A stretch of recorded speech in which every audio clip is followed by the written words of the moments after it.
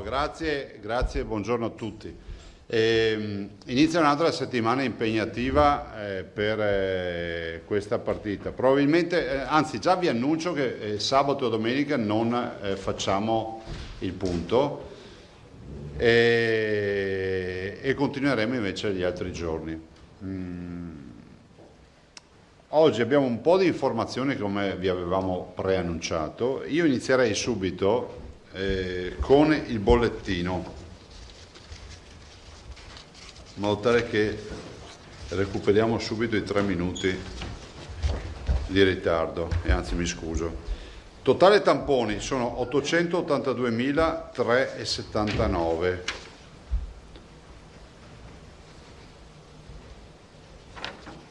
Le persone in isolamento sono 833, il numero invariato rispetto a ieri, quindi non abbiamo avuto incrementi di isolamenti, anche perché l'incremento dei positivi è di 2 unità, 19.247, abbiamo 2 positivi in più, che poi anche qui voi sapete che il dottor Rigoli continuerà poi a raccogliere il dato e verificare se sono pezzi di RNA virale oppure se stiamo parlando di virus che cresce nella coltura cellulare.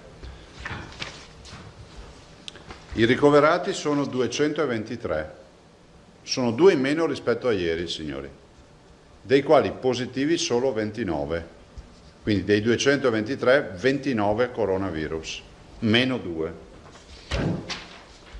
Le terapie intensive abbiamo ancora il numero invariato, 12, sempre gli 11 più 1, 11 negativizzati e 1 positivo. Totale dei morti 2003 più 1.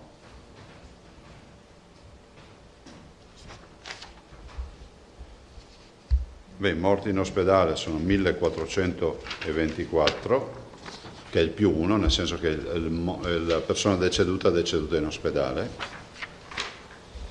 I dimessi sono 3.543, 2 dimessi, 75 i nati. 2 considerazioni sul bollettino. Voi vedete che non carichiamo nuovi pazienti, diciamo non abbiamo numeri positivi nella presa in carico di nuovi pazienti, e abbiamo calo che diciamo non è in accelerazione, ma un calo che va giù gradualmente, piano a piano. Questo potrebbe anche giustificare il fatto che gli ultimi pazienti rimasti sono quelli più complicati da un punto di vista clinico, e ci sta fino in fondo, no? Se voi vedete abbiamo 200, se non ricordo male, 223 ricoverati ancora, dei quali, se non ricordo male, 223, dei quali 29 ancora positivizzati. Probabilmente abbiamo anche questo effetto che si sta portando avanti, ovvero del fatto che gli ultimi 223 ricoverati sono ricoverati che avranno bisogno ancora di cure intense.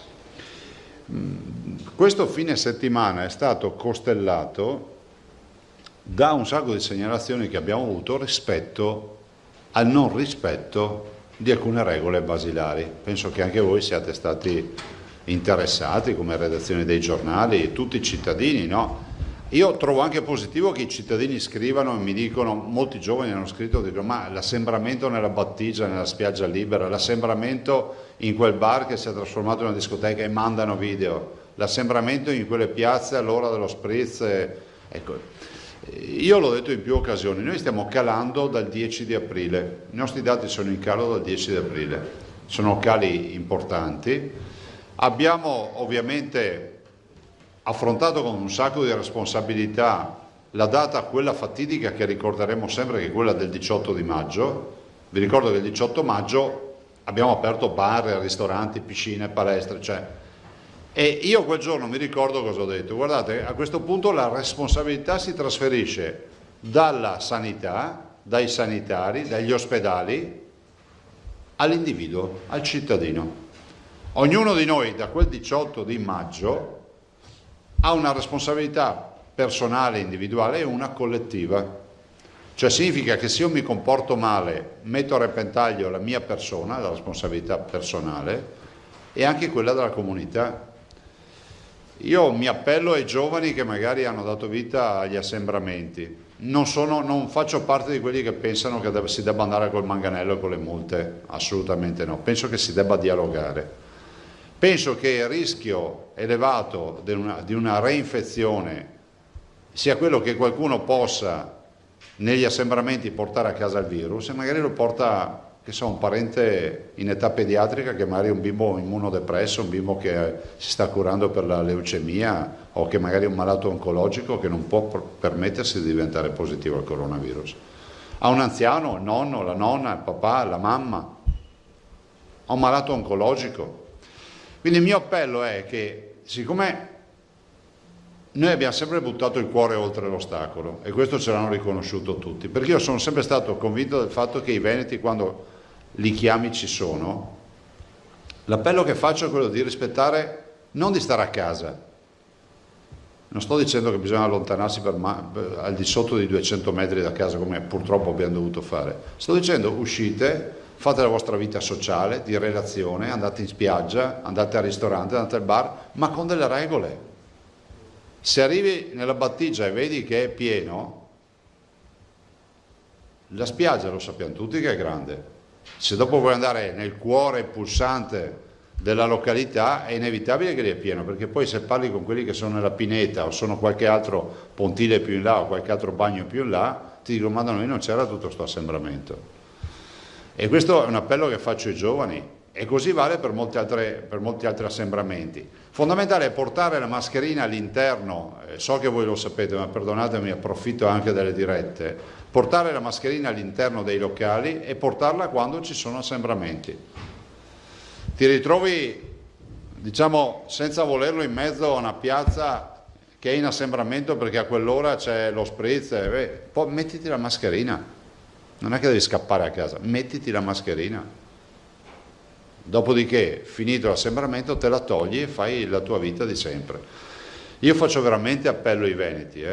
Noi siamo fortemente preoccupati del virus. Guardate, io non faccio il catastrofista, lo sapete, non lo faccio, non l'ho fatto neanche nei momenti nei quali avevamo centinaia di persone in terapia intensiva. Però, sapete, a fare il catastrofista non sbagli mai.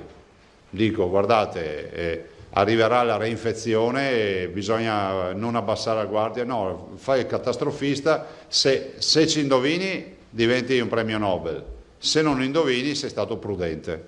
Invece io butto il cuore oltre l'ostacolo, io spero che non ci siano più casini, però è pur vero che il virus c'è, sta circolando. Oggi abbiamo 2 contagiati in più. C'è qualcuno che gli ha portato il contagio a questi 2 contagiati, non è arrivato da solo. Magari sono 2 che si sono trovati in spiaggia domenica, o qualcuno che è andato in spiaggia e gliel'ha portato a casa il virus. Quindi non dobbiamo abbassare la guardia, siamo preoccupati del fatto che se torna la reinfezione, con questi numeri, con questi assembramenti, bisogna andare giù pesanti con le restrizioni, perché è inevitabile, no? È vero che siamo in grado di controllarle in maniera migliore, è altrettanto vero che abbiamo farmaci, abbiamo modalità organizzative diverse dal 21 febbraio, però comunque resta il problema. Ci tenevo a dirvelo, perché è una preoccupazione che abbiamo. Poi, per carità, qualcuno dice che questo virus non è più virulento come prima, e penso che ormai i clinici a livello nazionale lo stiano confermando tutti. Però sulla pericolosità, insomma, io sarei prudente. Allora, voglio intanto ringraziare Fabio De Togni, ma più Alessandra Olivieri, che hanno portato per la protezione civile i prodotti di Rana, di Giovanni Rana, e quindi grazie di cuore per questo atto di generosità, grazie. Che sono quasi tutte le settimane presenti, fra l'altro, quindi li ringraziamo. Poi un po' di auguri. La signora Rosa Bedin, di 100 anni, di Montebelluna, compie gli anni oggi e le facciamo gli auguri. La signora Corinda Novello, di 102 anni, vive a Spinea, in casa di riposo, e quindi facciamo gli auguri anche a lei, e salutiamo anche tutti gli operatori che seguono e permettono di celebrare i compleanni di 102 anni. Ma poi non finisce qui, perché c'è un'altra signora alla quale vogliamo fare gli auguri, è Zanetti Maria, che ne compie 104. Quindi oggi abbiamo un 100, 102, 104, e la signora Zanetti Maria, che è la più anziana di oggi, anzi la più saggia di oggi, compie 104 anni e di Peseggia di Scorzè. finito sto preambolo, vi dico che oggi noi presentiamo e vi comunichiamo che abbiamo firmato, ho firmato l'ordinanza che riguarda le case di riposo e gli altri centri, e poi voglio che l'assessore, dopo le domande, è corretto che l'assessore Lanzarin vi dia a volo d'uccello insomma una spiegazione. Comunque stiamo parlando di semplificazione nell'accesso. Se tu vai in casa di riposo a far visita, poi vi dirà l'assessore, le 2 persone, i tempi di attesa eccetera, ma ci vai mascherina, nel senso che mascherina l'ospite, mascherina il familiare e via con la visita, poi lei vi definirà i tempi della visita e quant'altro. Dall'altro, e quindi noi speriamo che si possa sbloccare definitivamente questa che sta diventando una tragedia nella tragedia. Noi abbiamo un sacco di segnalazioni, non solo per le case di riposo, ma anche per i centri per i disabili e altre realtà, dove familiari sono interdetti dalla visita. Dall'altro abbiamo risolto un altro problema invece che ci sta molto a cuore, che di natura sanitaria è complesso, quindi ringrazio il Comitato Tecnico Scientifico che stamattina ha dato l'ok, che è relativo alla presa in carico dei nuovi pazienti, di nuovi ospiti. Voi sapete che per mesi non abbiamo più fatto accoglienza e autorizzato la presa in carico di nuovi ospiti, il che vuol dire che abbiamo anziani non autosufficienti oppure autosufficienti ma che avevano diritto a un'ospitalità in casa di riposo che sono ancora presso i familiari o presso altre strutture. La presa in carico di un paziente, di un ospite nuovo, se viene da casa, prevede la quarantena, tampone e quarantena. La presa in carico di un paziente che arriva da altre strutture, quindi strutture ospedaliere, fa solo il tampone e non prevede la quarantena. Guardate, questo è un problemone perché mettetevi nei panni di un paziente, e ne abbiamo molti, no? Coronavirus, esce dalla casa di riposo, va in ospedale, viene tamponato, test, dopo col test positivo viene messo in corsia, cioè viene portato in camerata, viene curato, positivo o negativo dipende dal test, viene curato, deve tornare in casa di riposo, rifà il tampone, anche se è negativo si fa 14 giorni di isolamento, si faceva 14 giorni di isolamento in camera da solo. Capite che questa non è, cioè, crea tensione. Quindi io penso che sia una bella giornata perché abbiamo messo nelle condizioni le gestioni delle case di riposo di affrontare gli accessi e quindi le visite dei familiari, quindi appello che io faccio alle gestioni che aprano le case di riposo. Le linee guida che alleghiamo sono tutelanti, sono frutto di un'ordinanza per cui non può, come si può dire, abbiamo tolto anche il pensiero di dire ma poi la responsabilità, il piano di sanità pubblica, le linee guida che sono state approvate dal CTS e la mia firma che firma l'ordinanza. Aprite queste strutture, fate in modo nel rispetto delle linee guida, e i visitatori devono essere 2, non un pullman, mascherine, dispositivi, tempi contingentati per la visita, sono scritti nelle linee guida, sono 30 minuti non se non sbaglio, mezz'ora. Beh, insomma, c'è scritto tutto. Adesso la preghiera e l'appello che faccio, si apra tutto, ma si apra tutto perché noi abbiamo problemi di ricadute psicologiche non indifferenti. Cioè, poi mettetevi nei panni di un anziano isolato che non è, magari che non ha accesso alle informazioni, non ha gli strumenti, non ha neanche le capacità di avere informazioni e lui l'unica lettura che ha, questo ospite, è non vedo più nessuno da mesi. C'è il tema dell'abbandono, no? Che è il tema che pesa tantissimo. Prego, domande e poi passo la parola al signor Lanzarin. Prima domanda, collega. Ciao. Volevo chiedere 2 cose intanto. Nella discussione a distanza tra Crescenti e Rigoli, appunto, un po' come vedere anche di mediare un pochettino l'ascolto, quindi anche la definizione del messaggio da dare. E un'altra cosa invece, se posso collegarmi subito all'altra vicenda detta prima dei programmi del fine settimana, molti sindaci delle località turistiche avevano chiesto sostanzialmente, avevano detto che avrebbero applicato in modo abbastanza importante, chiamiamolo pugno di ferro, comunque un'attenzione nell'applicazione delle multe. che anche in questo fine settimana tutto sommato non c'è stata. C'è un consiglio da dare, se vogliamo, ai sindaci, cioè visto un po' come sta andando, come è andata ieri? Ma guarda, i sindaci sono eccezionali e io non darei consigli, non sono in condizione di dare consiglio. Io farei un appello ai cittadini che ci diano una mano a continuare nel lavoro di squadra, perché se svanisce questo lavoro di squadra, se siamo liberi tutti, io non vi posso certificare che tornerà il virus, ma non posso neanche certificare che non tornerà. Solo un folle potrebbe dire sì in una direzione o sì nell'altra. Per quanto riguarda il dibattito tra il dottor Rigoli e il professor Crisanti, c'è un dibattito tra scienziati, tra persone che studiano, che hanno dedicato una vita, in particolar modo il dottor Rigoli, c'è una vita che vive in laboratorio e ha avuto modo di spiegare quali sono le sue ragioni di natura scientifica, e penso che il professor Crisanti abbia detto correttamente una cosa, che non ha visto lo studio di Rigoli nella dichiarazione. Per cui io sono convinto che quando vedranno Rigoli gli farà vedere le carte, si capiranno. Io ho letto la dichiarazione del professor Crisanti e ho detto premetto che non ho visto lo studio. Insomma, il professor Rigoli è uomo di provata professionalità, il dottor Rigoli, scusate, su questo non si discute. Altro? Tosato, collega. Secondo Emiliano. voi fa caldo qui dentro? Sì. Ma non abbiamo modo di raffrescare? Sì, vedo i bocchettoni, quindi immagino di sia. Sì, quasi tutto disinfettato. Prego.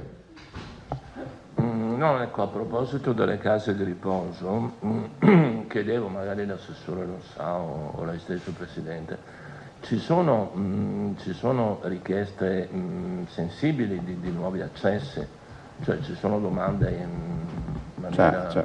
Sì? Una fiera c'è, nel senso che considerate che noi abbiamo un progresso di 5 mesi di presa in carico, 5 mesi di presa in carico che non sono state prese in carico. Se volete il numero non lo sappiamo dire.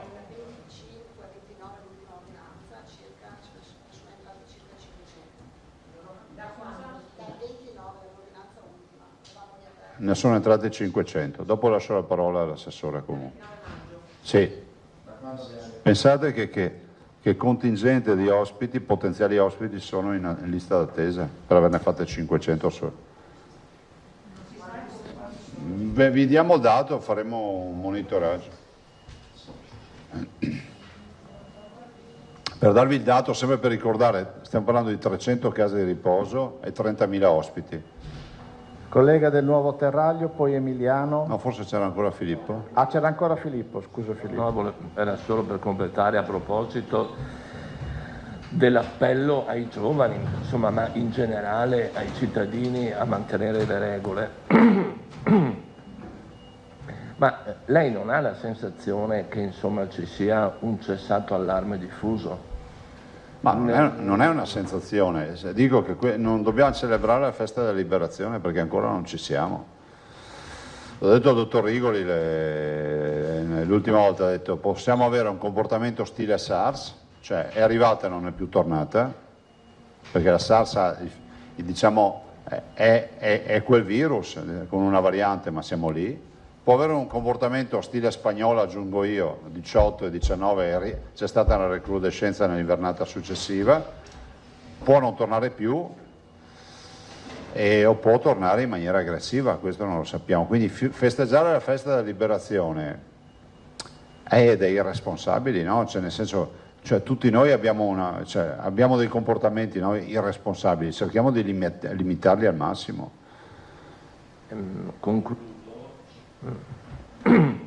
Concludo su questa vicenda appunto di Rigoli e di Crisanti. Lei ha detto sono scienziati, dibattono, si chiariranno, faranno quello che vogliono, però sono anche consulenti scientifici della Regione e insomma essere consulente scientifico significa dare delle indicazioni probanti, utili. Allora, se uno afferma che il virus si sta spegnendo e perde forza e l'altro ribatte che non è vero, non c'è nessuna prova a riguardo, insomma anche la Regione forse un qualche chiarimento in proposito per meglio orientare la propria azione dovrebbe farlo, perché non stiamo, come dire, non stiamo discettando di teorie, stiamo parlando della pericolosità di questo virus. Certo. Allora o è vera una cosa o è vera un'altra.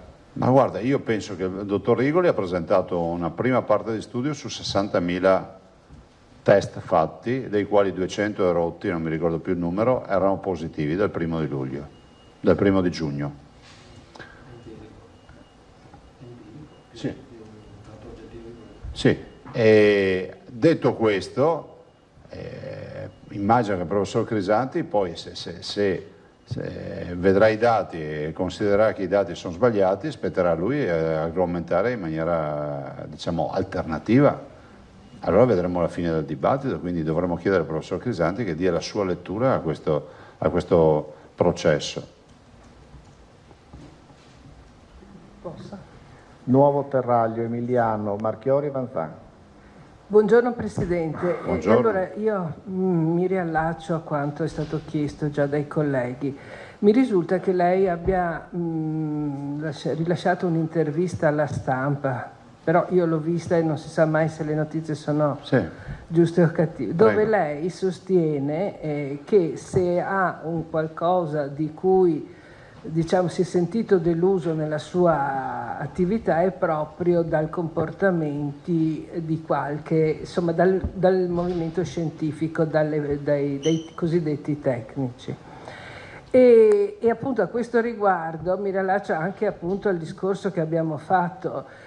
Noi siamo anche noi in difficoltà, oltre le persone ovviamente che si sentono dei pareri diversi, ma anche sinceramente io non le leggo dei messaggi per correttezza, visto che li ha mandati, anche se sono pesanti, ma quando tu vai a scrivere, come è successo a tutti noi immagino, quello che è stato assolutamente documentato l'altro giorno qui in conferenza, ma poi ne aveva parlato anche Navalese, insomma ce l'aveva anticipato, e Rinaldi ti ritrovi con dei commenti come anche che rasentano veramente le ingiurie, perché sembra che tu voglia dire delle cose che sono false, insomma. Poi se ne viene fuori Crisanti e abbiamo fatto la frittata. Per cui ci ritroviamo anche noi in una situazione, e naturalmente questa situazione, poi siccome Crisanti, come avevo già detto un'altra volta, ne aveva fatte altre, tipo quella sulle autopsie, più che altro su altre cose, eccetera, ci troviamo veramente in difficoltà. E questa è la questione. E immagino ancora più in difficoltà ovviamente le persone che si devono comportare, perché quanto diceva Rigoli ha detto chiaramente che il virus non solo ha perso forza, ma quando io ho chiesto se l'R-Conti sarebbe stato modificato in base, ha detto stiamo valutando anche se modificare i positivi. Allora la domanda, oggi lei dice ci sono 2 positivi, questi appartengono probabilmente al trattamento fatto fino ad ora, per cui con quelle famose amplificazioni di cui parlavamo tecnicamente, per cui si tratta di pezzettini probabilmente non contagiosi. E questi 2 potrebbero domani risultare 0?